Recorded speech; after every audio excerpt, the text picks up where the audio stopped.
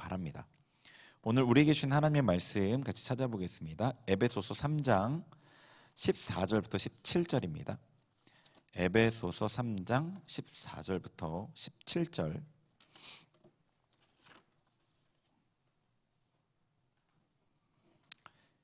신약 313면에 있습니다. 에베소서 3장 14절부터 17절. 네, 찾으셨으면 우리 한 목소리로 같이 봉독하도록 하겠습니다. 시작. 이러므로 내가 하늘과 땅에 있는 각 족속에게 이름을 주신 아버지 앞에 무릎을 꿇고 비노니 그의 영광의 풍성함을 따라 그의 성령으로 말미암아 너희 속사람을 능력으로 강건하게 하시오며 믿음으로 말미암아 그리스도께서 너의 마음에 계시게 하시옵고 너희가 사랑 가운데서 뿌리가 박히고 터가 굳어져서. 아멘. 네, 우리 옆에 있는 친구들하고 이렇게 인사할게요. 사랑합니다. 축복합니다. 네, 오늘 주일이에요. 하나님께서 복되게 구별하신 날이에요. 여러분에게 하나님의 복이 풍성하게 임하기를 바랍니다. 오늘 이제 이 말씀 특별히 속사람에 대한 내용을 얘기를 하려고 합니다. 속사람이 중요합니다가 제목으로 제가 정했는데 어떻게 보면 우리의 신앙생활의 고민이 이 부분과 관련돼 있겠다 싶습니다. 에베소서 1장부터 3장 얘기를 우리가 쭉 봤단 말이에요. 3장이 지금 제일 마지막 부분에 바울 사도의 기도의 부분을 지금 다루고 있는데 1장에도 바울 사도의 기도가 있죠. 1장에도 바울 사도의 기도가 있어요. 우리가 살펴봤단 말이에요. 1장 14에서 아마 15에서 19절까지예요. 거기에 기도의 내용은 알게 해달라는 거예요. 하나님의 능력을, 어떤 부르심의 소망을, 하나님의 그것을 알게 해달라. 그러니까 에베소 교회를 향한 어떤 하나님의 놀라운 계획, 교회를 통해 이루시려는 하나님의 계획을 알게 해달라는 기도였다면 지금 3장 14절부터 19절까지의 이 기도는 그 알게 하신 그 뜻을 이룰 수 있게 해달라는 거예요. 이룰 수 있게 해달라는 그 기도의 내용이에요. 그러니까 1장부터 3장까지 우리가 하나님의 정말 놀라운 계획을 봤어요. 구원의 계획, 구원의 경륜, 그리고 그 구원의 경륜을 교회를 통해서 어떻게 이루어 가시는지를 봤단 말이에요. 그리고 그 구원의 경륜의 그 계획에 우리가 어떻게 동참하는지를 봤어요. 그죠? 아주 단적으로 짧게 얘기하면 교회의 지체들을 세우는 것을 통해서 그 일을 이룬다고 그랬단 말이에요. 그런데 어떻게 그 일을 감당하겠느냐는 거예요. 바울 사도는 에베소 교회가 그 하나님의 사명을 감당하기 위한 능력을 강구하고 있는 거예요. 그래서 16절에는 속사람을 능력으로 강건하게 하시오며, 속사람이 능력으로 강건해야지 그 일을 감당할 수 있고, 17절에 믿음으로 말미암아 그리스도께서 너희 마음에 계시게 하옵시고, 그리스도께서 그 마음에 계셔야 하는 거고, 사랑 가운데 뿌리가 박혀서 하나님의 그리스도의 사랑을 풍성하게 넓이와 길이와 높이와 깊이를 알아야지 그 일을 감당할 수 있다는 겁니다. 그러니까 우리가 하나님의 계획에 동참하고 그 계획을 이루고자 한다면 이 기도의 내용이 우리의 삶에 이루어져야 돼요. 이 기도의 내용이 14절에서 이렇게 시작하잖아요. 이러므로 그러므로, 이제 개역 한글은 그러므로라고 되어 있는데 그게 좀 더 어감이 좀 더 어울리는 것 같아요. 그러므로, 이러므로 똑같지만 단어의 의미는, 그러므로 앞에 하나님의 계획을 봤지, 하나님의 계획이 이래, 에베소 교회를 향한 하나님의 계획이 이래, 그러므로 내가 하나님 앞에 이렇게 기도하는 거야. 그 내용입니다. 자, 기도의 첫 번째 내용이 뭐냐면, 기도의 첫 번째 내용이 16절인데 그 앞부분에 이러므로 내가 하늘과 땅에 있는 각 족속에게 이름을 주신 아버지 앞에 무릎을 꿇고 비노니, 하나님의 계획이 그렇게 놀랍기 때문에 모든 피조물의 주인 되신 하나님 아버지 앞에 내가 간절하게 에베소 교인들 너희를 위해 기도한다. 그 첫 번째 기도의 제목은 16절에 영광, 하나님의 영광의 풍성함을 따라 그의 성령으로 말미암아 너희 속사람을 능력으로 강건하게 해 주옵소서. 이게 첫 번째 기도 제목이에요. 하나님의 영광의 풍성을 따라, 하나님의 영광을 한번 생각해 보세요. 그 영광이 얼마나 풍성한지. 그 영광은 온 우주에 가득 차 있어요. 그 영광의 풍성함을 따라요. 그러니까 무슨 얘기냐면 이 기도는 반드시 이루어지는데 하나님의 영광의 풍성함만큼 그렇게 풍성하게 이루어지는 기도예요. 우리의 어떠함과 상관이 없어요. 우리의 어떠함과 상관이 없습니다. 여러분이 지금 어떠한 처지이고 어떠한 마음 상태이고 죄에 대해서 어떠한 관계라도 그것과 상관없이 이 기도는 하나님의 영광의 풍성한 만큼 풍성하게 이루어질 거예요. 그래서 사람들이 여러분을 보면서 이 사람이 어떻게 이렇게 변화됐지? 어떻게 이 사람을 통해서 이런 일이 일어났지? 라고 놀랄 정도로 풍성하게 이루어집니다. 그런데 이 조건이 있어요. 성령으로 말미암아예요. 성령으로 말미암아. 성령께서 하시는 거예요. 그러니까 우리의 속사람이 능력으로 강건해야 하나님의 일을 감당하는데 그것을 성령으로 말미암아 그렇게 되는 거죠. 하나님의 계획을 감당하기 위해 우리의 속사람이 능력으로 강건해져야 해요. 성령으로 말미암아. 자, 그러면 먼저 속사람이 뭔지를 알아봐야 되겠죠. 자, 속사람 하면 대충 어떤 느낌인지 얼핏 알 것도 같으면서 정확하게는 잘 모르겠어요. 그죠? 자, 속사람이 무엇인지 성경에서 말하는 속사람에 대해서 먼저 보죠. 요한복음 3장 5절. 네, 같이 읽겠습니다. 시작. 예수께서 대답하시되 진실로 진실로 내게 이르노니 사람이 물과 성령으로 나지 아니하면 하나님의 나라에 들어갈 수 없느니라. 아멘. 네, 제가 이제 지난주부터 안경을 썼잖아요. 제가 광고를 미리 했어야 되는데 저기 화면에 저기 안 보여요. 이걸 안 쓰면 근시가 좀 심해져서 안 보여요.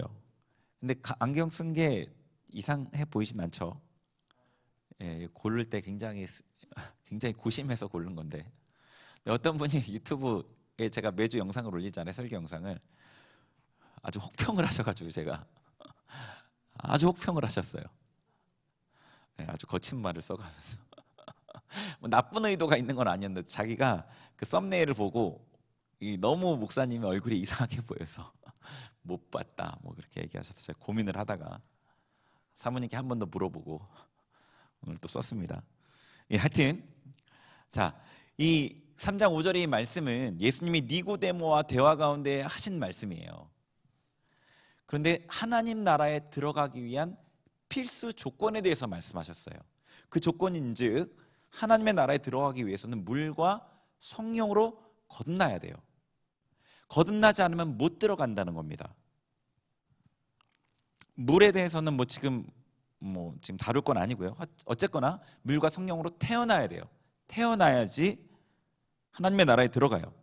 자, 그러면 우리는 이 내용이 뭔지는 알죠. 니고데모에게 물과 성령으로 거듭나야 된다라고 했을 때 니고데모가 이해가 안 돼서 이미 한 번 태어난 사람이 어떻게 다시 태어납니까? 라고 반문했잖아요. 이해하지 못해서. 그러니까 이 태어난 이 몸을 갖고 우리가 태어난 이 사람이 다시 태어나는 것은 몸이 아닌 우리 영이라는 걸 우리는 알고 있어요. 거듭난다는 건 영이 다시 태어난다는 의미예요. 자, 요한일서 2장 29절. 2장 29절. 네, 시작. 너희가 그가 의로우신 줄을 알면 의를 행하는 자마다 그에게서 난 줄 알리라. 아멘. 여기 보면은 요한 1서에서도 하나님께로부터 태어난 사람에 대해서 얘기해요. 자, 요한복음 3장 5절에서 성령으로 태어난 사람에 대해 얘기하죠. 천국에 들어가는 사람은 성령으로 태어나야 된다. 근데 요한일서 여기 또 뭐라고 돼 있냐면 하나님께로부터 난 줄 그에게서 그가 하나님인데 하나님에게서 난 줄 안다. 그러니까 하나님께로부터 태어난 사람에 대해서 얘기하는데 하나님께로부터 태어난 사람의 특성은 의를 행하는 거예요. 의를 행하기를 좋아하고 의를 행하는 게 하나님의 사람, 하나님께로부터 태어난 사람의 특징이에요. 특징. 그러니까 예수님께서 말씀하신 태어나는 사람과 요한 사도가 말씀하신 태어나는 사람은 같은 사람이에요. 이해되시죠? 하나님께로부터 태어난 사람. 예수님도 성령으로 난 자, 성령으로 나야지만 요한일서에도 하나님께로부터 난 자, 둘 다 동일한 사람을 얘기하는데 요한일서에서는 그 사람의 특성을 뭐라고 얘기하냐면 의를 행하기를 즐거워한다. 의를 행하는 사람이다라고 얘기하는 거예요. 자, 로마서 7장 22절 보겠습니다. 로마서 7장 22절 없나요? 22절 없어요? 네. 없으면은 찾아보죠. 네. 없으면 우리는 성경이 있잖아요. 네. 로마서 7장 22절. 로마서 7장이 되게 중요한 장인데 특별히 7장 22절을 한번 봐볼게요. 7장 22절 248페이지 찾으셨으면 우리 같이 읽겠습니다. 시작. 네, 속사람으로는 하나님의 법을 즐거워하되. 아멘. 자, 여기서 속사람이라는 단어가 나오는데 속사람은 하나님의 법을 즐거워해요. 이 로마서 7장에 보면은 내 속에 육신이라는 게 거하는데 지금 18절이죠. 내 속에 내 육신에 서한 것이 거하지 않는데, 그리고 이 육신에는 뭐가 있냐면 죄가 있고 악이 있어요. 네.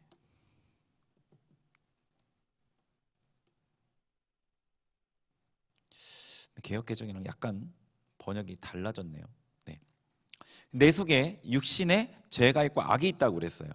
그래서 이 육신과 악, 율법과 죄에 대해서 이 7장에 설명하는데, 특별히 이 내 속사람은 무엇을 하길 원하냐면 하나님의 법을 즐거워하고 행하기를 원하는 거예요. 그래서 이렇게 되는 거죠. 21절에 보면은 내가 선을 행하기를 원하는데 악이 함께 있다. 그 선을 행하기를 원하는 것은 속사람이다. 자, 지금 제가 무슨 얘기를 하는지 아시겠죠? 요한 사도가 말한 하나님께로부터 난 자, 예수님께서 말한 성령으로부터 난 자는 다 동일한 영을 의미해요. 영을 의미하는데 그 영이 의를 행하기를 원해요. 의를 행하는 자예요. 로마서에서는 이 속사람이 하나님의 법을 행하고 즐거워한다고 얘기한 거예요. 그러니까 속사람은 거듭난 영을 의미하는 거죠. 이해되시죠? 속사람이 여러분의 거듭난 영을 얘기하는 거예요. 자, 고린도전서 4장 16절도 한번 보죠. 4장 16절. 네, 그것도 없나요? 내가 너무 많이 빠뜨렸나? 보낼 때? 네, 제가 읽어드릴게요. 그러므로 우리가 낙심하지 아니하노니 우리의 겉사람은 낡아지나 우리의 속사람은 날로 새로워지도다. 아멘. 자, 이 말씀은 무슨 말씀이냐면 나오네요. 우리의 겉사람은 낡아지나 우리의 속사람은 날로 새로워진다. 이 겉사람은 육체, 이 핍박과 고난을 당해서 육체가 점점 쇠약해지지만 우리의 속사람, 우리의 영은 날마다 더 힘을 얻고 새롭게 된다는 그 말씀이죠. 그러니까 겉사람과 속사람을 구분해서 말하는 거예요. 겉사람은 누구죠? 이미 태어난 육체. 속사람은 다시 태어난 영. 겉사람은 부모로부터 태어난 육체. 속사람은 하나님께로부터 태어난 영이에요. 또 겉사람은 먼저 태어난 거고요. 속사람은 나중에 태어난 거예요. 속사람이 거듭난 영을 말한다는 것을 아시겠죠? 그런데 이 에베소서의 사도 바울의 기도의 내용은 겉사람의 강건함을 위해 기도하는 게 아니라 이 속사람의 강건함을 위해 기도하는 거예요. 왜냐하면 하나님의 뜻을 이루기 위해서 속사람이 강건해야 되기 때문이에요. 자, 우리의 삶에 가장 중요한 문제가 뭐라고 생각하세요, 여러분은? 여러분 삶의 가장 중요한 문제. 뭐라고 생각하느냐보다도 뭐라고 해야 될까요? 느끼시냐고 물어봐야 되나? 가장 근심하고 가장 걱정되고 가장 많이 생각하는 거, 가장 많은 시간을 쓰는 게 그게 여러분 진짜 중요하다고 생각하는 거겠죠? 뭐죠? 진로인가요? 결혼? 관계? 재정? 건강? 행복? 뭔가요? 사실 우리가 어떤 한 부분에 정말 많은 시간을 쓸 수는 있지만 이게 정말 내 삶에 가장 중요하다고 말하기에는 좀 뭔가 부족하게 보이긴 합니다. 성도에게 가장 중요한 건 뭐예요? 하나님과의 관계잖아요. 하나님께로부터 모든 것을 얻고 그분과의 관계로 인해서 우리의 삶에 모든 것이 결정되기 때문에 성도는 사실 하나님과의 관계가 제일 중요해요. 그리고 하나님과의 관계에서의 또 중요한 부분은 순종이에요. 순종을 하느냐 못하느냐에 따라서 그 관계의 거리가 결정되거든요. 순종에 대해서 고민하는 사람들 가운데 순종이 행동의 문제라고 생각을 하거나 이 생각의 문제라고 생각을 하는 경우들이 있죠. 그렇게 보이긴 하는데 순종은 속사람의 강건함의 문제예요, 사실. 순종의 시작은 마음으로부터예요. 마음으로부터 내가 순종하려는 마음을 갖고 순종하려고 하죠. 근데 방해가 있어요. 씨 뿌리는 밭에 비유해서 너무나 명확하게 나오는데 유혹이 있고 근심이 있고 염려가 있고 핍박이 있고 시험이 있어요. 이런 여러 방해들을 이기고 순종하기 위해서, 인내로 이기고 순종하기 위해서는 내면의 힘이 중요한 거예요. 속사람의 힘이에요. 속사람이 강건하면 이기고 순종할 수 있어요. 그런데 속사람이 강건하지 못하면 순종할 수 없어요. 아무리 순종하고 싶어도. 기본적으로요, 여러분이 오해하지 말아야 되는 것은 기본적으로 하나님의 백성은 모두 하나님의 말씀에 순종하고 싶어요. 하나님의 말씀에 순종하고 싶지 않다면 하나님의 백성이 아닐 거예요. 순종하고 싶은데 어떤 사람은 순종하고 어떤 사람은 순종하지 못해요. 핍박이나 시험이나 유혹은 모두에게 다 오거든요. 예외 없어요. 하나님의 백성이고 순종하려고 한다면 핍박과 시험과 유혹은 다 와요. 어떤 사람은 순종하고 어떤 사람은 순종하지 못해요. 복잡한 여러 이유가 있는 것 같지만 가장 근본적인 이유는 단 하나예요. 속사람이 힘이 없어서예요. 속사람이 힘이 있어서예요. 힘이 있으면 넉넉하게 지고 나아가요. 힘이 없으면 작은 것도 하나 들기 힘들어요. 제가 몇 번 예를 들어드렸던 것 같은데 저도 그래요. 이 은혜가 있고 막 힘이 넘치죠. 그럼 막 어떤 이 일들을 버겁게 하면서도 또 어떤 일을 할 생각이 들고 또 다른 사람이 생각나고 또 뭐가 생각나요. 근데 이게 막 다 소진돼서 너무 이게 이 바닥을 보일 때면 아무것도 하고 싶지 않아요. 정말로 힘들 때는 도망치고 싶어요. 진짜 도망치고 싶은 생각이 확 올라와요. 그 차이는 뭐냐면 능력이 유무해요. 힘이 있느냐 없느냐 그거밖에 없어요. 그래서 제가 몇 번을 경험하니까 이제 배터리가 떨어졌구나 이렇게 생각을 해요. 배터리가 떨어졌구나. 기도해야지. 하나님 앞에 기도해요. 그럼 1시간, 2시간. 그럼 마음이 점점 바뀌어요. 도망치고 싶었던 마음이 언제 그랬냐는 듯이 무슨 인격이 2개 있는 것처럼 완전히 그 생각이 싹 없어져 버려요. 그리고 회복되니까 다시 할 마음이 생기고 다시 할 수 있겠다는 마음이 들거든요. 그래요. 하나님의 일을 감당하는 데에는 내면의 힘의 문제라고요. 내면의 힘. 그래서 사도 바울이 제일 먼저 간구하는 것이, 에베소 교인들을 위해 간구하는 것이 너희의 속사람이 강건하기를 구하는 거예요. 에베소 교인들의 속사람의 강건함. 여러분이 막 지치거나 힘들다, 신앙생활 해서 뭐하냐, 뭐 되는 게 없다, 이런 마음이 들 때 복잡하게 생각하지 마세요. 힘이 떨어진 거예요. 내면에 은혜를 공급받지 못하고 있는 거예요. 내면에 약해진 거라고. 이 속사람이 약해진 거예요. 자, 그러면 속사람이 어떻게 강건해지는지를 알아야겠죠. 결론부터 말하면 속사람은 하나님의 은혜를 공급받음으로 강건해져요. 하나님의 은혜를 공급받음으로. 그래서 속사람이 강건해지기 위해서 하나님의 은혜가 여러분의 내면에 공급이 돼야 돼요. 그런데 하나님의 모든 일은 방해가 반드시 있어요. 여러분이 순종하려고 할 때 방해가 있다고 그랬죠. 하나님의 모든 일에는 방해가 있다고 여러분이 예상하면 돼요. 그래서 여러분이 하나님의 은혜를 받으려고 할 때도 은혜를 가로막는 게 있어요. 다니엘서 10장 12절부터 14절 같이 읽어볼게요. 시작. 그가 내게 이르되 다니엘아 두려워하지 말라. 내가 깨달으려 하여 내 하나님 앞에 스스로 겸비하게 하기로 결심하던 첫날부터 내 말이 응답을 받았으므로 내가 내 말로 말미암아 왔느니라. 그런데 바사 왕국의 군주가 21일 동안 나를 막았으므로 내가 거기 바사 왕국의 왕들과 함께 머물러 있더니 가장 높은 군주 중 하나인 미가엘이 와서 나를 도와주므로 이제 내가 마지막 날에 내 백성이 당할 일을 내게 깨닫게 하러 왔노라. 이는 이 환상이 오랜 후의 일임이라 하더라. 아멘. 자, 이 다니엘의 이 말씀이 굉장히 어떤 영적인 원리를 알려주는 내용이에요. 되게 중요한 내용 중에 하나인데, 이 배경은 이래요. 다니엘이 3주간 금식을 작정했어요. 21일 다니엘의 기도가 이런 데서 나오는 거예요. 3주 금식을 작정했고 하나님 앞에 금식을 시작했어요. 근데 그 금식의 이유는 이스라엘 백성의 그 어떤 회복과 관련돼 있는 간구, 그리고 앞으로 어떤 일들이 벌어질 거에 대한 계시를 원하는 그런 그 목적이었어요. 21일 기도가 금식 기도가 끝날 때 가브리엘 천사가 다니엘에게 내려와서 하나님의 응답을 가지고 온 거죠. 찾아온 거죠. 근데 지금 가브리엘 천사가 하나님의 응답의 계시를 받아서 올 때까지 그 정황을 지금 우리 읽은 말씀에서 설명해 주고 있는 거예요. 무슨 얘기를 했냐면, 읽은 말씀의 내용이 이래요.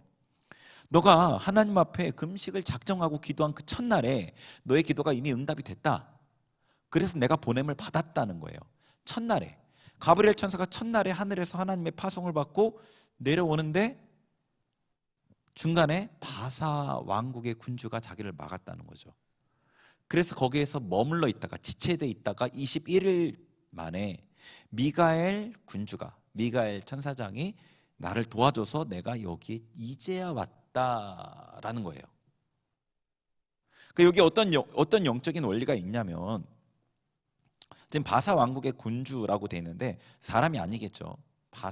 페르시아 왕이 아니에요. 당연하겠죠. 페르시아의 왕이 사람이 천사를 막을 수가 없잖아요.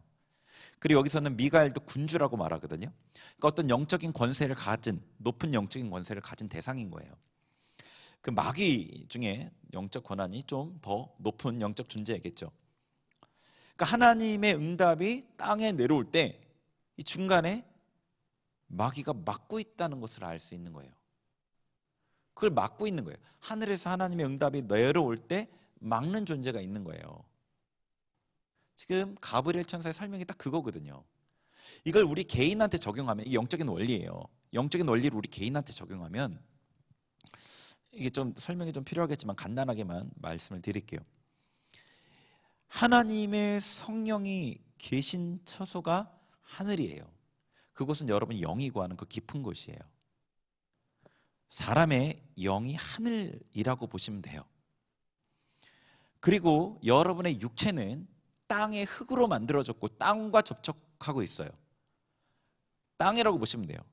그리고 그 육체와 영 사이에 혼이 존재하는데 그 혼의 마귀가 역사를 해요. 그렇죠? 경험적으로 잘 알잖아요. 마귀가 어떻게 하죠? 우리에게 주로 우리의 생각이나 감정이나 의지를 왜곡시켜서 충동하고 미혹하죠. 욕심을 자극하고 감정을 충동시키고 생각을 미혹해요. 그래서 고린도후서 10장에서는 우리의 어떤 생각, 가치관 이런 것이 마귀의 경관진이라고 그랬어요. 그 말은 마귀가 역사하는 영역이 혼적 영역이라는 말이에요. 여러분 안에 죄가 강하면 강할수록 속사람의 은혜가 임하기가 어려워요. 이해되세요? 은혜가 임하기 어려우니까 속사람이 약해요. 순종은 속사람의 강함의 문제라서 순종이 어려워요. 그렇게 됩니다. 그래서 우리 안에 있는 이런 방해 요소들이 제거될수록 은혜가 임하기가 쉬워집니다. 그것들이 상처와 관련돼 있고 왜곡된 가치관과 관련돼 있고 자기중심적인 어떤 그런 것 관련돼 있고 하나님에 대한 왜곡된 이미지와도 관련돼 있고 여러 가지 그런 것들이 있는데 그것을 도구로 해서 마귀가 충동하거든요. 이 부분들이 깨끗하게 소재되고 정결하게 될수록 하나님의 은혜가 쉽게 임해요.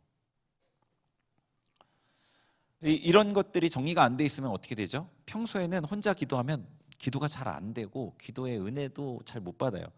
혼자 기도할 때는 기도가 잘 되는 느낌을 잘 못 얻어요. 그리고 깊게 들어가기도 어렵고요.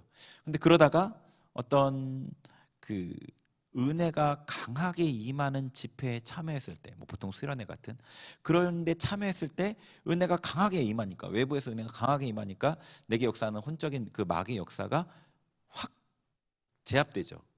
하나님의 은혜를 그때 받아요.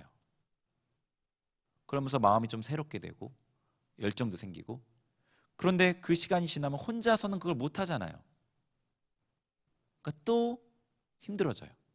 은혜를 매일 공급받아야 되는데 매일 공급받는 게 아니라 어쩌다 한 번 공급받으니까 그래요. 그러니까 저는 기본적으로 이제 이렇게 청년들을 상담하고 할 때 기본 목표가 그거예요. 자기가 스스로 이 영적인 부분에 대한 어떤 방해나 자기 내면의 어떤 상처의 부분들을 기본적으로 어느 정도 해결해서 혼자 하나님 앞에 나가서 은혜 받을 수 있을 정도가 돼야 된다는 거예요. 매일매일 혼자 기도해서 은혜를 받을 수 있을 정도가 돼야지 그리스도인으로서 뭔가를 하면서 살 수 있는 거예요. 예. 자, 방해하는 하나님의 은혜가 내면에 임하는 것을 속사람에게 은혜가 공급되어야 하는데 그 은혜의 임함을 방해하는 우리 안에 있는 내면의 죄들이 있는 거예요. 우리가 이미 예수님을 믿기 전에 습관화되어 있고 묶여있는 그 죄들이 있고 그게 풀리지 않으면 속사람에게 은혜가 너무 임하기 어려운 거죠. 자, 제가 이제 내면의 은혜에 대해서 얘기를 하려고 하는데, 은혜에 대해서 얘기하는데, 속사람에게 임하는 은혜에 대해서 얘기하려고 하는데 약간 오해 소지가 있는데 오해 소지를 감수하고 이제 은혜를 두 종류로 나눠서 얘기를 해볼게요. 이게 은혜는 외적으로 임하는 은혜가 있고 내적으로 임하는 은혜가 있습니다. 근데 이거를 완전하게 딱 갈라지진 않아요. 영혼육이 완전하게 딱 갈라지지 않아요. 1층, 2층, 3층처럼 그렇게 갈라지지 않아요. 그것처럼 외적인 은혜와 내적인 은혜도 완전히 딱 두부 자르듯이 갈라지는 건 아니에요. 근데 구분해 볼 수 있어요. 외적으로 임하는 은혜는 어떠냐면 임재의 느낌이나 뭐 몸이 뜨거워지는 거, 뭐 체험하는 어떤 거, 뭐 환상을 보거나 뭐 음성을 듣거나 뭐 이런 것들이 외적으로 임하는 은혜의 어떤 현상 중에 하나예요. 내면에 임하는 은혜는 속사람을 사실 변화시키는 은혜예요. 현상으로는 분명하게 구분되지 않는다고 제가 말씀드렸어요. 그래서 오해 소지가 좀 있다고 그랬어요. 그렇지만 두 은혜는 분명하게 다르게 역사합니다. 외적으로 임하는 은혜는 영적인 눌림을 풀어줘요. 자유를 경험하게 해줘요. 그래서 이 외적으로 임하는 은혜를 경험하면 뭐 불면증이 치료가 되기도 하고 없어지기도 하고요. 불안함이 줄어들기도 하고요. 병이 낫기도 하고요. 뭐 복잡한 생각들이 줄어들기도 하고요. 뭐 없어지기도 하고 이런 자유로움을 경험을 해요. 근데 내면에 임하는 은혜는 우리의 중심을 바꿔요. 하나님을 더 사랑하고 싶은 마음이 들고 거룩해지고 싶은 마음이 들고 예수님을 닮고 싶은 소원이 생기고 어떤 이런 마음이 생겨요. 내면의 은혜가 임하면, 내면 깊은 곳에 은혜가 임하면. 자, 자유해지면 순종하기 쉽죠. 자유해지면 순종하기 쉽습니다. 그러나 순종 자체에 대한 마음은 중심이 변해야지 생겨요. 외적으로 임하는 은혜도 저는 내면 깊은 곳에 임하는 은혜예요. 예수님을 닮아가는 변화를 위해서는 이 내면에 임하는 은혜로 변화되기 때문이에요. 근데 이 내면의 깊은 곳에 은혜가 임하기 위해서는 외적으로 임하는 은혜를 통해서 이 방해가 벗어져야 되는 거죠. 그러니까 두 가지를 어느 것을 더 사실은 덜 중요하다 얘기할 수는 없는 거예요. 상호 보완적이에요. 마귀가 우리 안에 상처, 왜곡된 가치관이나 여러분의 의식의 표층 의식이 아니라 심층 의식에 있는 어떤 잘못된 핵심 신념 같은 것들이 있거든요. 그리고 억압된 감정 이런 것들을 도구 삼아서 여러분이 깊은 은혜를 받지 못하게 방해합니다. 이 다니엘 말씀에 비유해서 생각해 보자면 미가엘이 나타나서 마귀를 결박해야지 가브리엘을 통한 응답이 임하는 거예요. 그러니까 하나님의 외적인 능력의 역사를 통해서 여러분 내면에 묶임들이 풀어져야지 깊은 은혜가 임하는 거예요. 그래서 외적으로 임하는 은혜와 내면에 임하는 은혜가 상호 보완적인 거죠. 외적으로 임하는 은혜를 받아서 자유로워질수록 내면에 임하는 은혜가 쉽고요. 자유로워질수록 순종하기도 수월해집니다. 그러니까 먼저는 이 능력의 역사, 여러분 외면에 외적으로 임하는 이 은혜의 역사를 경험하셔서 자유를 얻으셔야 돼요.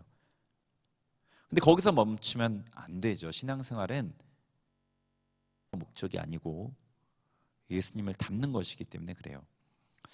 종교적인 교인들은요, 제가 이제 이렇게 사역을 하다 보면은 종교적으로 신앙생활 하시는 분들이 있어요. 그런 분들은 교회 출석하고 헌금 내고 봉사생활 하는 것으로 신앙생활이 잘 되고 있다고 생각을 해요.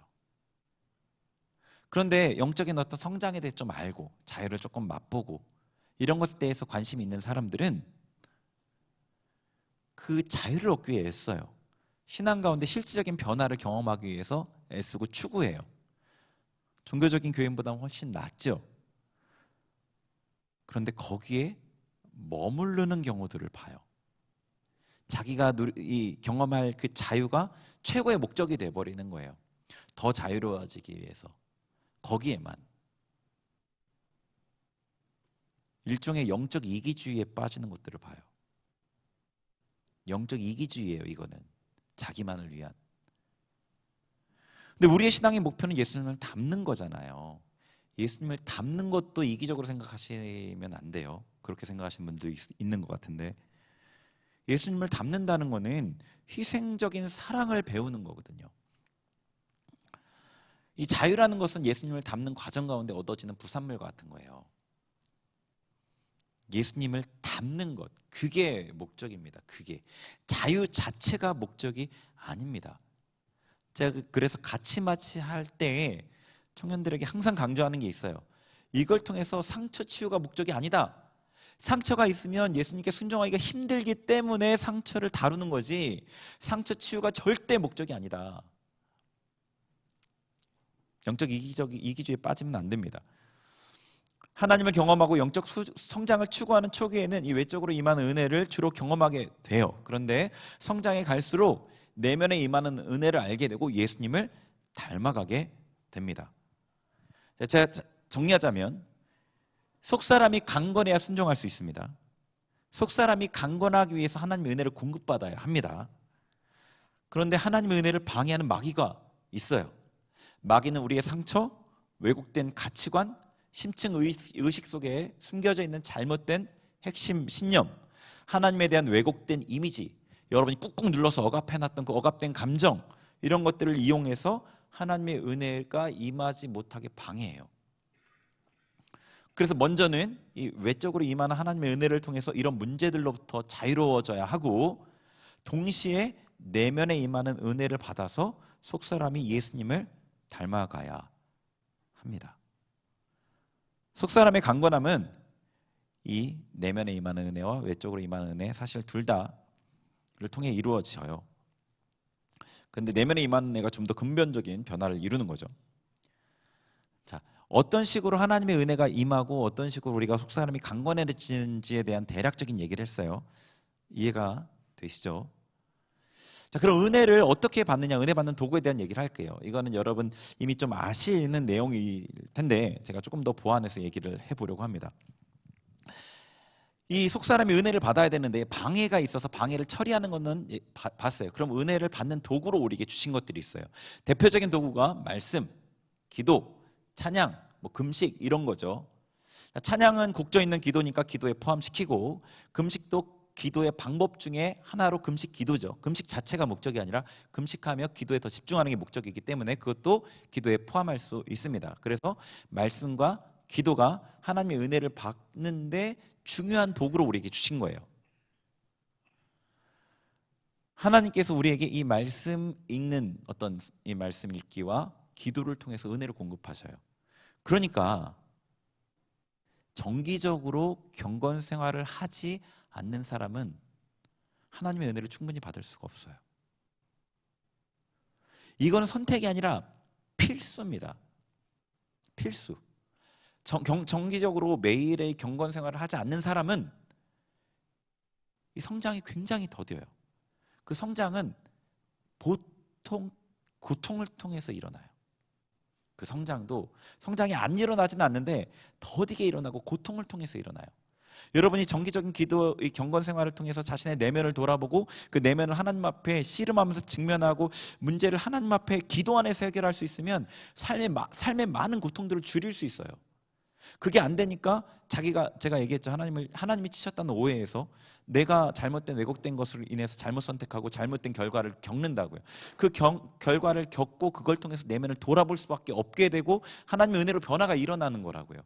그러니까 이 고통을 안 겪기 위해서는 여러분이 기도와 말씀 가운데 적극적으로 자발적으로 자신을 돌아보는 일들을 통해서 내면을 회복하면 이 고통을 줄일 수 있는 거예요.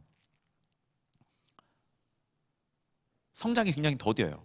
그리고 이 정기적인 경건 생활을 하지 않으면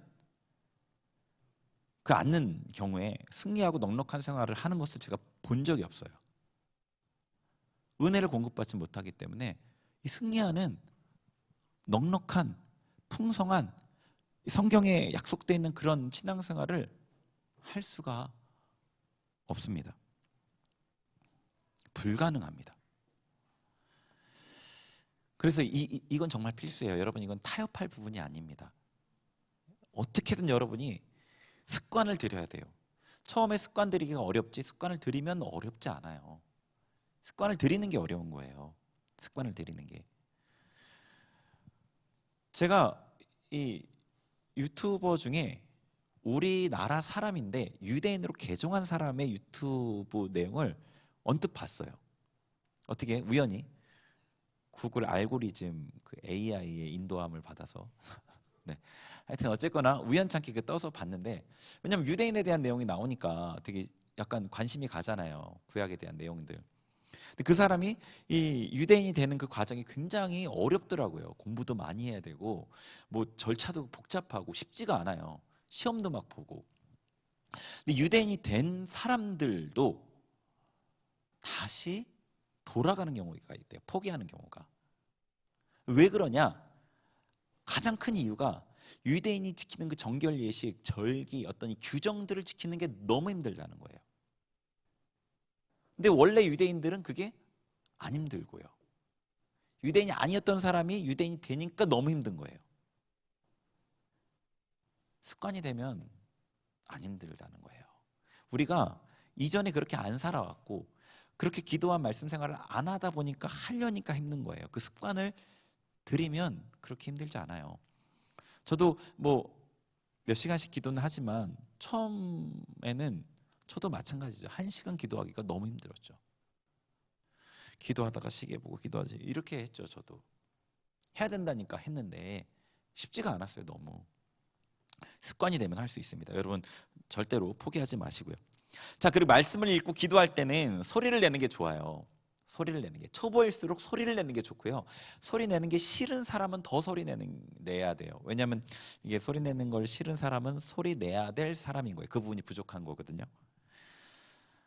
제가 이 경험한 바로는요, 제가 기도하며 경험한 바로는 이 침묵기도 있잖아요. 소리 안 내고 하는 이 기도는요, 내면에 은혜가 충만하게 임했을 때 은혜 아래 머물면서 누리는 데 필요해요. 깊은 은혜에 들어가서 필요하다는 말입니다. 보통은 이 소리 내는 기도, 발성 기도가 필요해요. 그 발성 기도, 이 얘기는 여러분 잘 이해가 안 되면 그냥 그런 게 있나 보다 하고 넘어가시면 돼요. 이 발성 기도, 소리 내는 기도를 통해서 여러분의 내면의 영의 흐름이 흘러나와야 돼요. 이걸 저도 뭐라고 설명해야 될지 잘 모르겠어요. 근데 이 영의 흐름이 있어야 돼요. 이 내면의 영의 흐름이 있어서 흘러나와야지 기도가 잘 된다고 느껴지고 은혜를 경험하게 돼요. 근데 소리 내지 않으면 이 내면의 영이 흘러나올 수가 없다고 말하기는 어렵지만 초보의 경우에는 특히 거의 불가능하다고 봐요.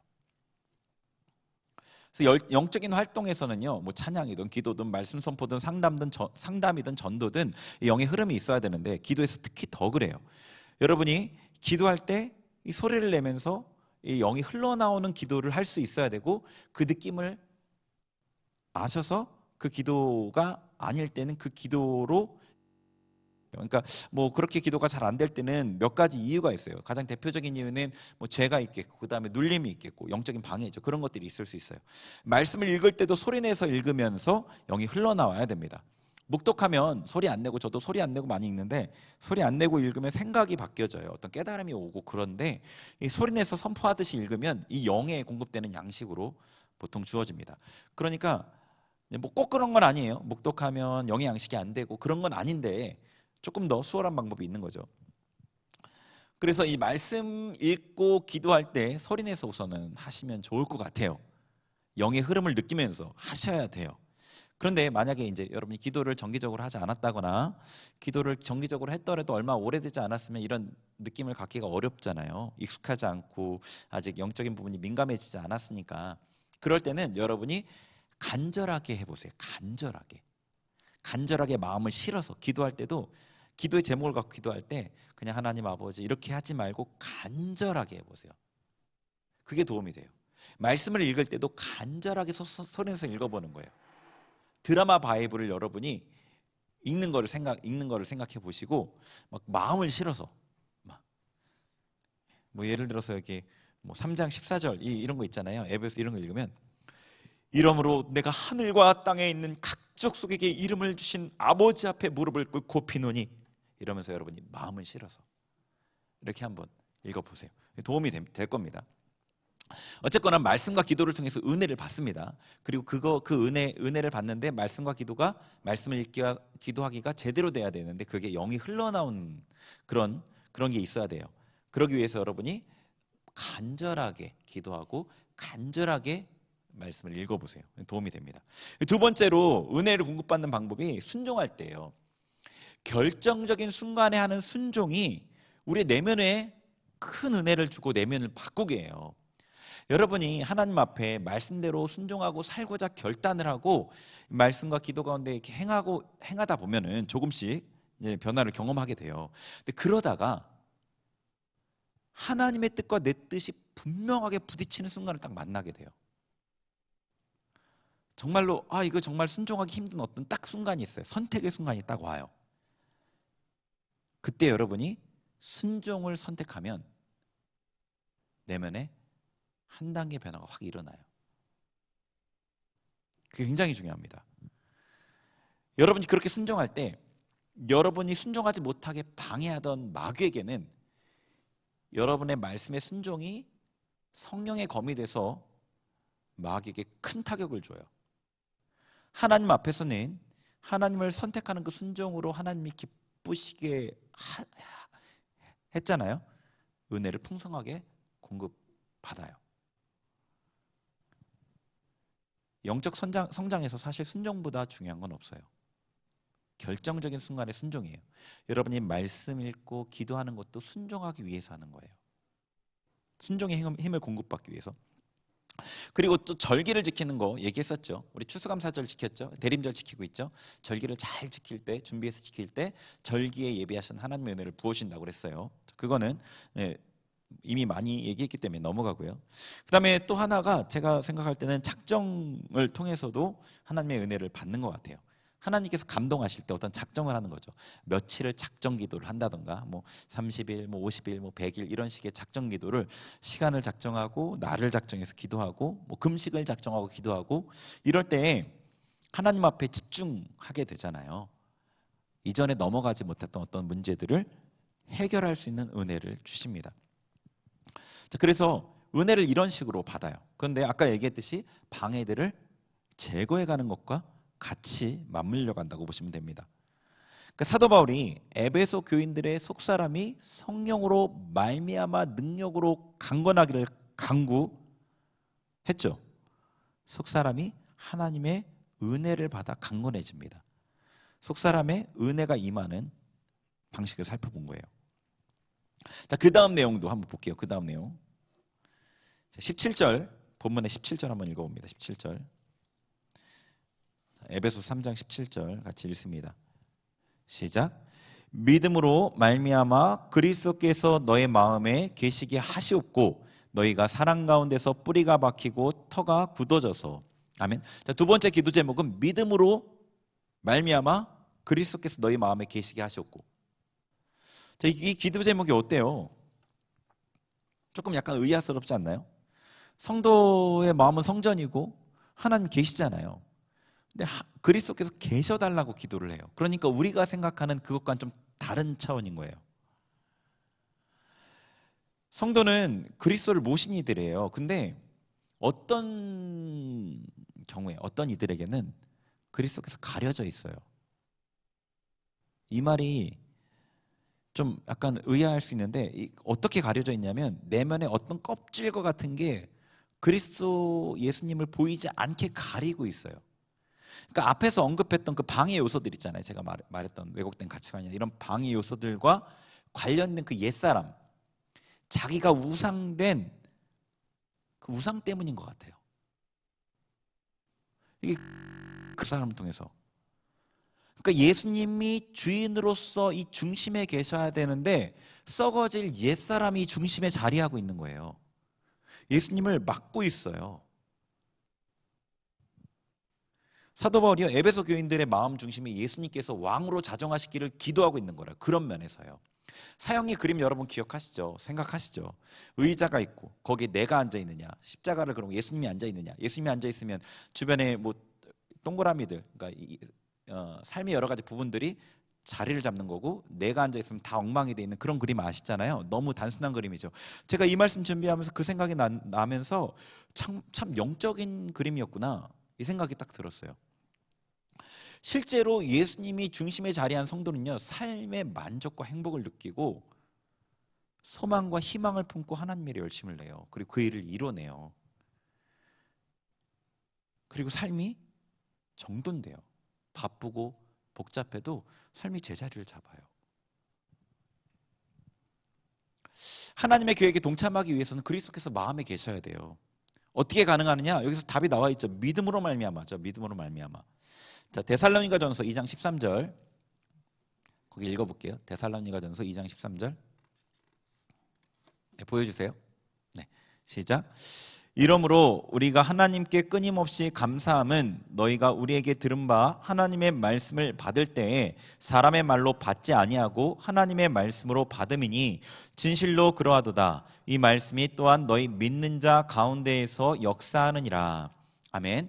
자, 여기서 사도 바울은 하나님의 말씀이 믿는 자 속에서 역사한다고 되어 있어요.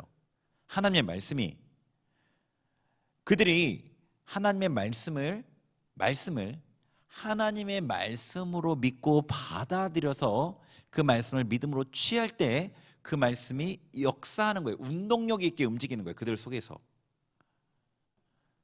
그러니까 말씀이신 예수님께서 우리 마음에 좌정하기 위해서는 하나님의 말씀을 믿음으로 받아들이고 그 말씀을 믿음으로 취하는 게 필요한 거예요.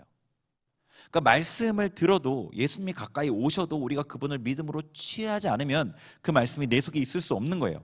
히브리서 4장 2절 히브리서 4장 2절 읽습니다. 시작. 그들과 같이 우리도 복음 전함을 받은 자이나 들은 바 그 말씀이 그들에게 유익하지 못한 것은 듣는 자가 믿음과 결부시키지 아니함이라. 아멘. 자, 그들 이스라엘 백성이에요. 그들 이스라엘 백성이 우리처럼 복음 전함을 받았대요. 하나님의 말씀을 들었대요. 하나님의 말씀을 들었는데 그게 그들에게 하나님의 말씀을 듣고 순종해서 가나안 땅, 천국을 예표하는 가나안 땅에 들어갔어야 되는데 못 들어갔어요. 왜 그랬냐면 유익되지 못해서. 유익되지 못한 이유는 믿음에 결부시키지 않아서. 그러니까 말씀이 내 안에 살아 머물고 나를 이끄는 말씀이 되기 위해서는 말씀을 믿음으로 받고 취해야 되는 거예요. 자, 이게 이해가 되시나요? 말씀을 믿음과 결부시킨다는, 화합시킨다고 되어 있거든요. 개역 한글에는 말씀을 믿음과 화합시킨다는 거. 여러분 안에 있는 그 하나님 주신 그 믿음으로 이 말씀을 화합시킨다는 거. 말씀이 여러분 심령에 다가올 때 이런저런 생각으로 거절하는 게 아니라 어떤 생각이 들 때 그런 것들을 거절하는 거예요. 그 생각을 거절하고 마음을 활짝 열어서 받아들이는 거예요. 그리고 아멘 하면서 마음에 꽉 붙잡는 거예요. 그렇게 말씀이 여러분 속에서 역사해요. 그렇게 되었을 때 예수 그리스도께서 우리 가운데에서 힘있게 드러나시는 거예요. 거기서 씨름이 있죠. 나의 생각들, 내 어떤 기존의 가치관들이나 경험이나 내가 느끼는 감정과 반대되는 하나님의 말씀들이 들어오잖아요. 여러분에게 누구를 막 미워하고 용서하기 싫고, 그런데 용서하라는 말씀이 다가오잖아요. 그런 하나님의 말씀을 붙잡는 거예요. 나중심성에서 벗어나는 과정이라고 이게요. 그러니까 여러분이 우상된 내가 예수님 앞에 막고 있었던 것이 예수님께서 드러나시게 되겠죠. 그런데 성도의 마음에 계신 그리스도는요, 그냥 계시기만 하지 않아요. 나타나셔요. 자, 갈라디아 2장 20절 읽겠습니다. 시작. 내가 그리스도와 함께 십자가에 못 박혔나니 그런즉 이제는 내가 사는 것이 아니요 오직 내 안에 그리스도께서 사시는 것이라. 이제 내가 육체 가운데 사는 것은 나를 사랑하사 나를 위하여 자기 자신을 버리신 하나님의 아들을 믿는 믿음 안에서 사는 것이라. 아멘. 자, 여기 사도 바울이 뭐라고 고백하냐면, 내가 지금 살고 있는데 내가 사는 게 아니라 예수님이 산다는 거예요. 무슨 얘기냐면, 이 육체가 나고 이 육체 안에 내가 있는데, 영인 내가 있잖아요. 여러분도 다 그래요. 그런데 내 뜻대로 이 육체가 움직여지는 게 아니라 예수님의 뜻대로 이 육체가 움직여진다는 거예요. 예수님의 뜻대로 예수님께서 이 육체를 사용하신다는 거예요. 빙의랑 비슷하다고 보시면 돼요. 근데 다르죠. 빙의 되면 다른 인격이 몸을 지배하죠. 이 마귀가 이 빙의된 사람의 인격을 억압하고 그의 몸의 주권을 강탈하잖아요. 근데 이것과 비슷한데 다른 건 뭐냐면, 예수님은 우리의 몸의 권한을 우리가 넘겨드릴 때 주관하셔요. 예수님 우리 안에 계신데 우리 몸의 주권을 강탈하지 않으시고, 우리가 몸의 주권을 예수님께 넘겨드릴 때 그분이 우리의 몸을 주관하신다고요. 그리고 주권을 언제든지 내가 다시 찾아올 수도 있어요.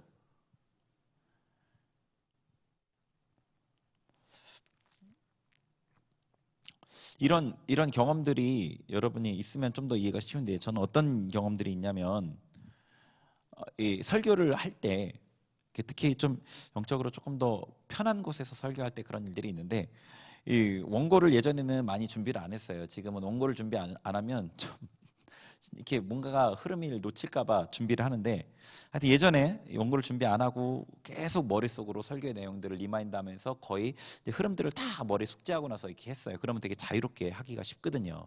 원고를 쓰면 여기에 좀 제한이 돼요, 제가. 근데 그렇게 막 설교를 하다 보면은 갑자기 확 사로잡힐 때가 있어요. 그럼 제가 무슨 얘기를 하는지 몰랐던 얘기들을 해요. 제가 몰랐던 내용이 확 떨어지면서 이게 쫙 풀어지기도 하고, 그리고 특히 뭐 기도회를 인도하거나 할 때는 그냥 제가 입술을 탁 맡겨드리면 알아서 말이 막 나와요. 무슨 얘기인지 아세요? 그렇게 하나님이 나의 몸을 사용하신다고요. 제가 주권을 확 넘겨드리면 그분이 나를 사용해서 자기 일을 하신다고요. 근데 바울 사도는 그게, 저는 어떤 순간순간인데 바울 사도는 삶의 대부분이 그랬던 것 같아요.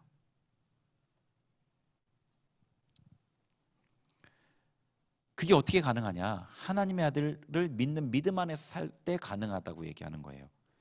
예수님을 중심의 왕으로 모시고 믿음으로 생각하고 말하고 믿음으로 행하면서 주권을 예수님께 넘겨드리면 그분께서 여러분의 몸을 사용해서 그분의 일을 하는 거예요. 여러분은 어떻게 보면은 지켜보는 것 같이. 그러면은 여러분의 몸이 거룩해져요. 그런 몸은 부활의 영광이 달라요. 고린도전서 15장을 특별기도회 때 아마 제가 설교를 했구나. 특별기도회 때 거기 나와요. 부활의 영광이 여러분의 몸으로 결정이 되거든요. 그래요. 자, 그다음 빌립보서 1장 20절과 21절 1장 20절과 21절 같이 읽겠습니다. 시작. 나의 간절한 기대와 소망을 따라 아무 일에든지 부끄러워하지 아니하고 지금도 전과 같이 온전히 담대하여 살든지 죽든지 내 몸에서 그리스도가 존귀하게 되게 하려 하나니 이는 내게 사는 것이 그리스도니 죽는 것도 유익함이라. 아멘. 자, 내 몸에서 그리스도가 존귀하게 되게 하려 한다. 지금도 전과 같이. 그러니까 예전에도 예수님의 영광만이 나를 통해 나타났고 내 몸을 통해서 나타났고 지금도 그러기를 힘쓰고 앞으로도 그렇게 한다. 성도의 마음에 계신 그리스도는 성도를 통해 나타나셔요. 성도를 통해. 예수님이 말씀이셔요. 말씀으로 다가오신 예수님을 믿음으로 받아들이고 취해서 순종해 나아갈 때 그분께서 여러분의 마음에 중심에 있는 우상된 여러분을 치우시고 좌정하신단 말이에요. 근데 그 치우는 것을 예수님이 강제적으로 하는 게 아니잖아요. 여러분이 말씀을 선택해서 여러분이 치워내는 거고 그 자리에 예수님께서 좌정하시고 여러분을 통해서 나타나. 자, 속사람의 강건함 그리고 그리스도의 나타나심 분리되는 건 아니에요. 속사람이 강건해야 순종할 수 있죠. 말씀을 믿음으로 받아들이고 믿음으로 살아야 그리스도께서 나타나셔요. 먼저 속사람의 강건함을 위해서 말씀과 기도에 힘써야 되겠죠. 순종하기를 힘쓰고 절기의 은혜를 사모하고 감동을 따라 작정하면서 하나님을 섬기고 은혜를 받아서 속사람이 강건해지고요. 내면의 예수님을 닮아가야 합니다. 그리고 믿음으로 말씀을 받아서 마음에 예수님을 모시고 예수님이 나를 통해 나타나시도록 하는 것, 이게 우리가 성도가 추구해야 될 삶, 하나님의 계획을 이루는데 필요한 삶이에요. 제가 속사람이 강건함의 증거 몇 가지를 얘기해 드려 볼게요. 뭐 전부는 아니지만 빈번하게 나타나는 현상이에요. 여러분이 자기의 상태를 분별하는 데 사용해 보시면 좋겠어요. 속사람의 강건함의 증거는 첫 번째, 죄가 인식됩니다. 죄가 인식돼요. 똑같은 삶이었는데 죄가 죄로 느껴지지 않던 게 죄로 인식돼요. 속사람이 강건해지면서. 그리고 그 죄와 싸워요. 죄를 끊어내기 위해서. 그리고 죄를 이겨요. 모든 죄는 아니지만 죄가 이겨지는 죄들이 생겨요. 그리고 거룩한 소원이 생기고요. 세상이 덧없이 보이고요. 천국이 분명해집니다. 영적인 실체가 분명해져요. 이 세상 육적인 것보다도 영적인 게 점점 더 분명해집니다. 마음이 넉넉해지고요. 다른 사람을 도울 마음이 생깁니다.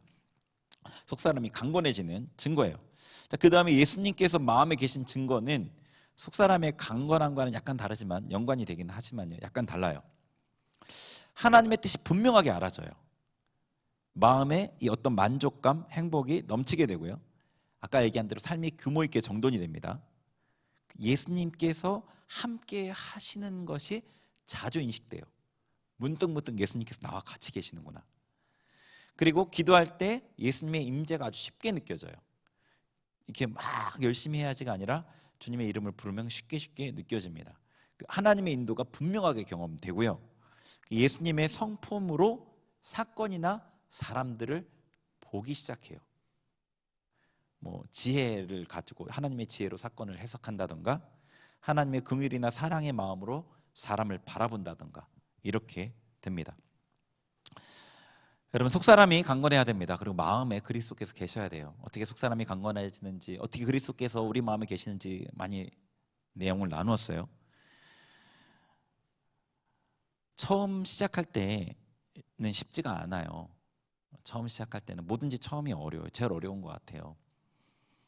그렇죠. 로켓도 지표면을 떠날 때 가장 많은 에너지를 쓰잖아요. 너무 많은 성도님들이 이 시작 단계에 그냥 머물러 버려요. 힘들다 보니까 막 치열하게 싸우고 애쓰고 하나님께 나아가지 않아요. 여러분이 하나님의 사랑을 알고 하나님의 계획의 그 원대함을 안다면 그럴 수가 없겠죠. 머무르지 마시고요. 전진하셨으면 좋겠습니다. 하나님께서 여러분을 아주 귀하게 여기셔서 정말로 큰 뜻을 여러분을 통해서 이루시려는 겁니다. 자기를 작게 보지 마세요. 포기하지 마시고요.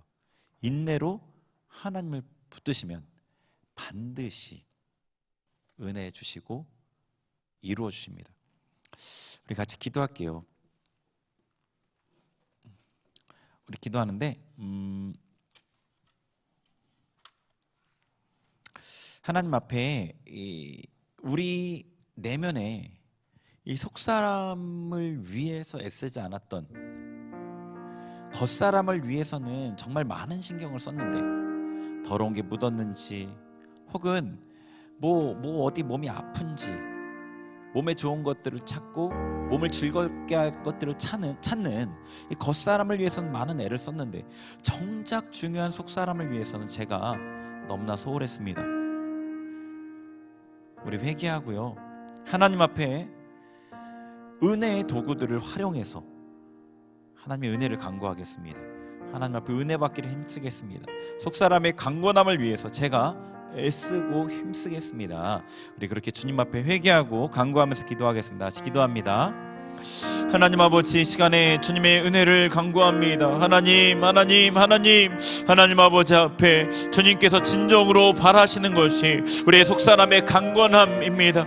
아버지, 우리가 그러한데 속사람을 위해 힘쓰지 아니하고 하나님 주신 은혜의 도구들을 활용하지 아니하고 하나님 앞에 아버지 애쓰지 않았던 우리의 모습을 회개합니다. 겉사람을 위해서는 우리의 모든 신경을 쓰며 아버지 어떻게 보일지에 우리가 마음을 쓰며 애썼으나 아버지 속사람이 어떻게 보일지는 애쓰지 않았습니다. 관심 두지 않았습니다. 주님 회개합니다. 주님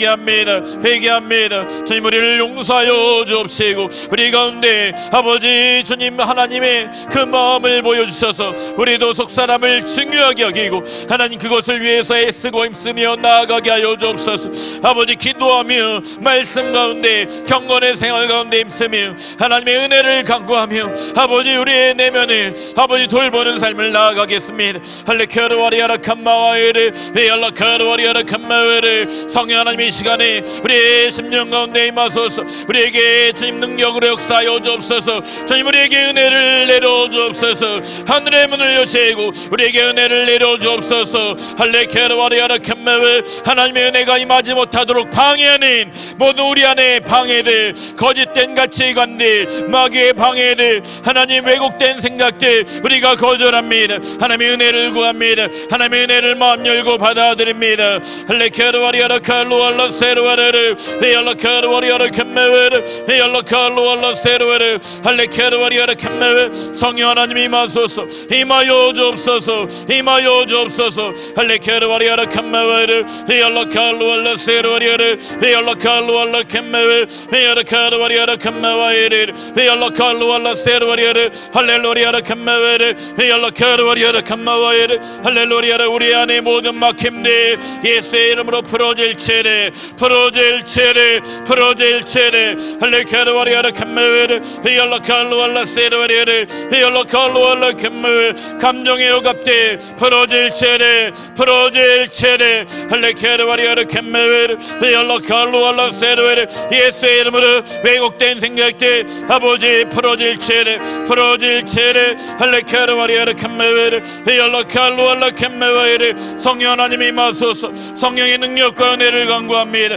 임하소서. 임하여 주옵소서. 할레케르와리아라 칸메웨르 베알라칼로알라 칸메웨 할렐루야라라라라 베알라칼로와리아라 칸메웨이르 베알라칼로알라 세르와리아르 할렐루야라라라라 베알라칼로알라 칸메웨르 베알라칼로와리아르 베알라세르와리아라 칸메웨르 할렐루야라라라 할루알라 카르와리아라 칸메웨르 할렐루야라라라 베알라칼로와리아라 칸메웨르 할렐루야라라 칸메웨르 하나님의 은혜를 간구합니다. 간절히 하나님의 은혜를 원합니다. 아버지 사모하는 심령마다 풍족히 채워주신 주님 주님을 믿고 나아가오니 우리 가운데 성령님 은혜로 역사하소서. 우리의 속사람을 강건케 하는 능력의 은혜 역사로 우리 가운데 임하여 주옵소서. 할레케르와리아라 칸메웨르 할렐루야라라 칼로알라 칸메웨르 베알라카르와리아라 칼로알라 세르웨르 할렐루야라라라 베알라카르와리아라 칸메웨르 베알라카르와리아라라 할렐루야라라라 베알라카르와리아라 칸메웨르 할렐루야라 칸메와이르 할루알라카르와리아라 칸메웨르 할렐루야라 카르와리아르 모든 방해들이 예수의 보혈 능력으로 끊어지게 하소서. 끊어질 체례 할렐루야라라라 베알라카르와리아라 칸메웨르 베알라칼로알라 칸메웨르 베알라칼로알라 칸메웨르 할렐루야라라라라 할렐루야라 칼로알라 칸메웨르 베알라카르와리아르 베알라칼로알라 세르웨르 할렐루야라 칸메웨르 베알라칼로알라 칸메웨 베알라리아라 칼로알라 칸메와이르 할렐루야라라라 베알라카르와리아르 베알라칼로알라 칸메와이르 할렐루야라 칸나라라라 아버지 역사하소서. 간절한 마음으로 빈들의 마른 풀같이 찬양합니다. 빈들의 마른 풀같이 시들인 나의 영혼, 주님이 약속한 성령 간절히 기다리네. 감으로 메마른 땅에 단미를 내리시되 성령의 단미를 부어 새 생명 주옵소서. 빈들의 마른 풀, 빈들의 마른 풀같이 시들은 나의 영혼, 주님이 약속한 성령 간절히 기다리네. 감으로 메마른 땅에 단미를 내리시되 성령의 단미를 부어 새 생명 주옵소서. 절 따라 의로를 내려 조목이 무성하니 갈급한 내 심령 위에 성령을 부소서. 감으로 메마른 땅에 단미를 내리시되 성령의 단미를 부어 새 생명 주옵소서. 참되신 사랑의 언약 어길 수 있사오랴. 오늘의 흡족한 은혜 주실 줄 믿습니다. 감으로 메마른 땅에 단미를 내리시되 성령의 단미를 부어 새 생명 주옵소서. 감으로 메마른 땅에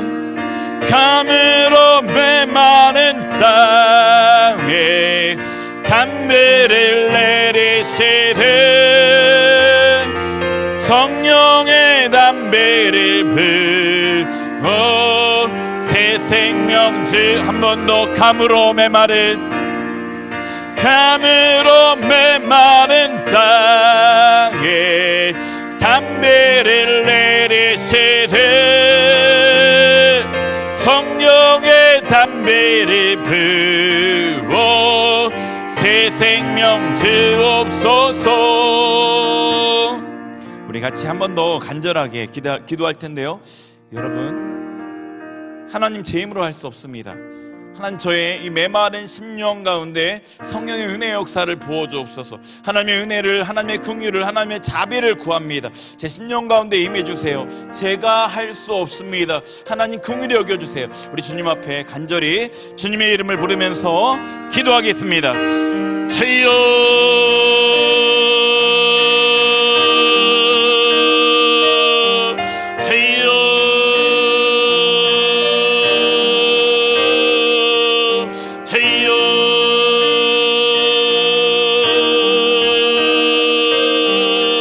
아버지, 제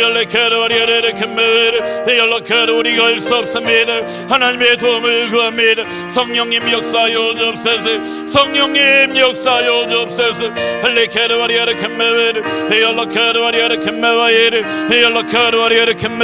우리의 메마른 심령에, 우리의 갈급한 심령에, 배아버지 마른 풀과 같아 우리의 갈급한 심령에 하나님의 은혜를 부어 주옵소서. 하나님의 은혜를 부어 주옵소서.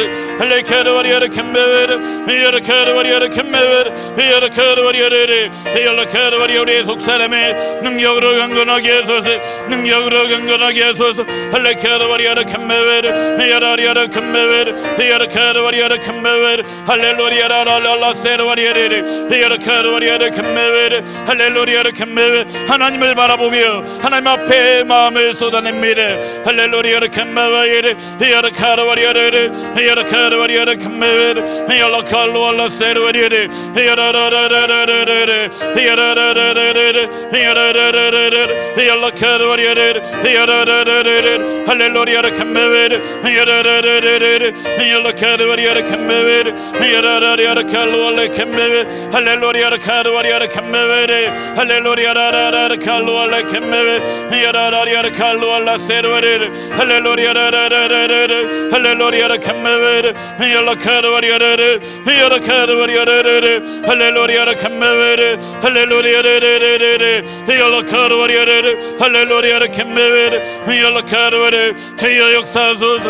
아버지 은혜로 임하소서. 은혜로 임하여 주옵소서.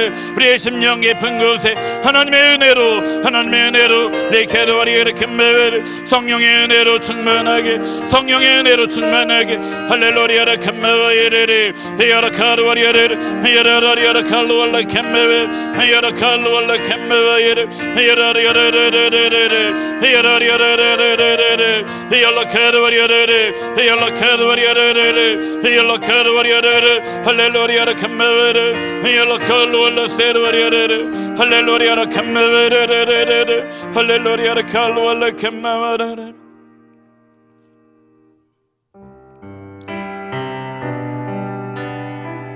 내 안에 사는 이 우리 찬양합니다.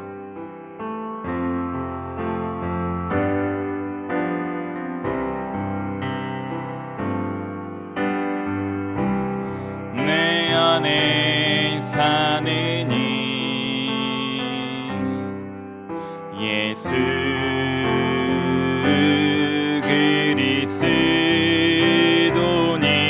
그리스도니 나의 죽음도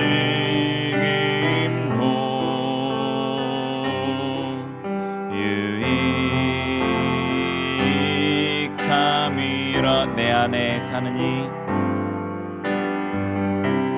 내 안에 사는 이 예수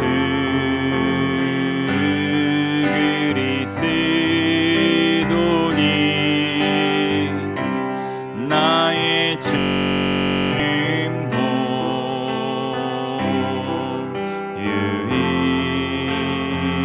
유익하. 여러분 한 번 더 내 안에 중심을 예수님을 생각하면서 내 안에 사는 이 예수 그리스도 예수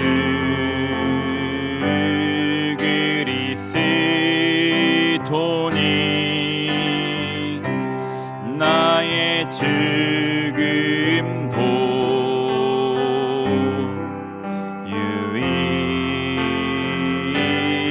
유익함이라. 나의 왕 나의 왕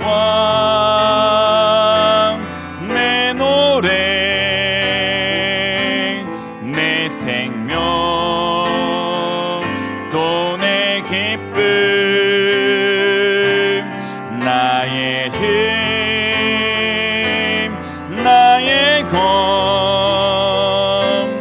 내 평화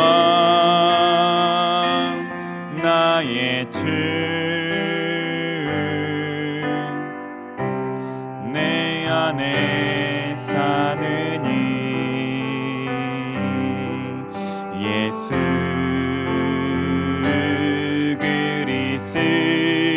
그리스도니 나의 죽음도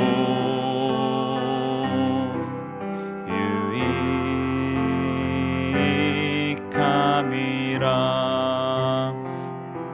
우리 마지막으로 기도할 텐데요. 여러분의 중심에 예수님께 집중했으면 좋겠습니다. 잘 안 느껴지면 예수님 계신다고 상상을 해보세요. 그리고 그분 앞에 우리가 진심으로 용서를 구했으면 좋겠어요. 사과했으면 했으면 좋겠습니다.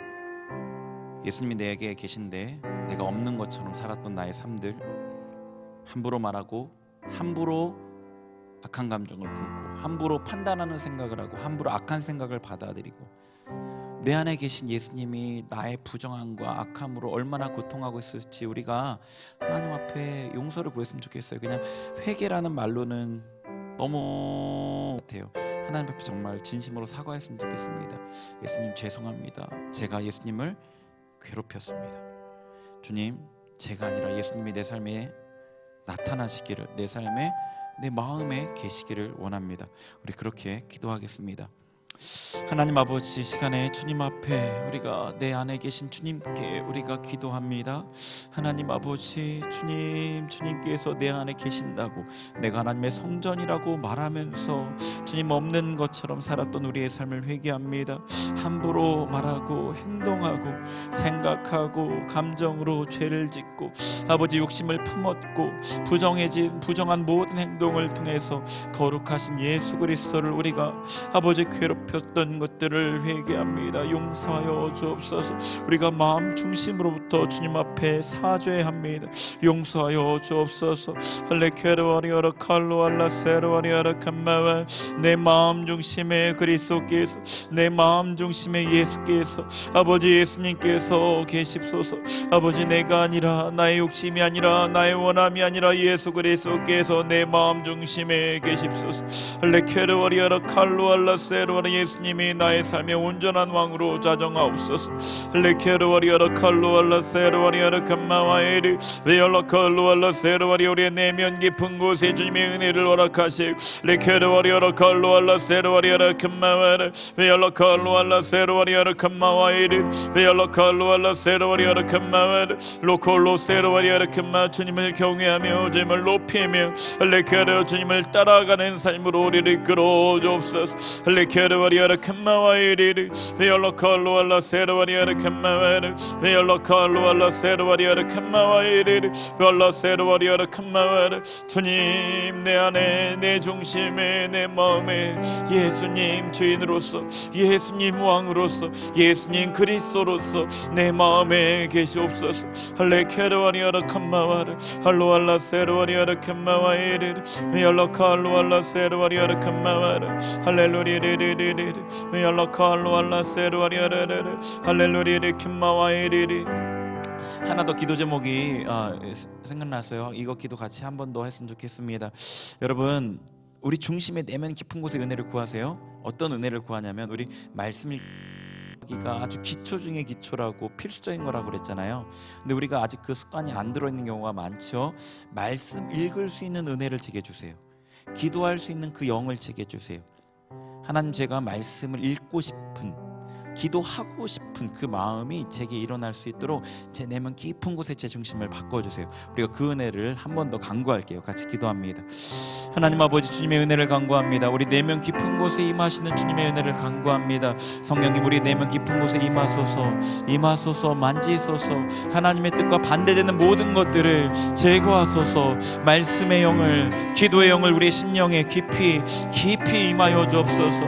말씀을 읽고 싶은 마음이 들게 하소서. 기도하고 싶은 마음에 들게 하소서. 말씀을 읽는 것이 즐겁게 하소서. 송이꿀과 같이 달게 느껴지게 하소서. 할레케르와라, 기도하는 시간이 아버지 정말로 복된 시간임을 알게 하시고, 즐거움으로 기도하며 정말로 긴 시간도 짧은 시간처럼 느껴지는 정말로 즐거운 시간이 되게 하여 주옵소서. 말씀의 영으로 충만케 하소서. 여기 모여있는 청년들 한 명 한 명의 심령 가운데 말씀의 영으로, 기도의 영으로 성령님 임하여 주옵소서. 임하여 주옵소서. 할레케르와리아라라라라라 켈로알라 켐마와이리리리리 켈로알라 세르와리아라 켐마와라 할렐루리아라 칼로알라 세르와리아라 켐마와이리리 레케르와리아라 칼로알라 세르와리아라 켐마파루와리아라 할레케르와리아라 켐마와이리리리 베열라 칼로알라 세르와리아라라라라라 부어소서, 부어주옵소서, 부어주옵소서. 할레케르와리아라라리아라 칼로알라 세르와리아라 켐마와라 캄마와르 할로알라 카르와리아르 캄마와이리리리리 헬라 세르와리아르 캄마와 아버지의 뜻이 우리 삶에 온전히 이루어질 수 있도록 주님 역사하시되 더 깊이 더 충만하게 내면 깊은 곳에 임하소서. 그 은혜가 심령 깊은 곳에 잘 박힌 목과 같이 박힐 수 있도록 더 깊이 임하소서. 더 깊이 임하여 주옵소서. 할레 케르와리아르 캄마와이리리리리 할로알라 세르와리아르 캄마와르 아버지 감사합니다.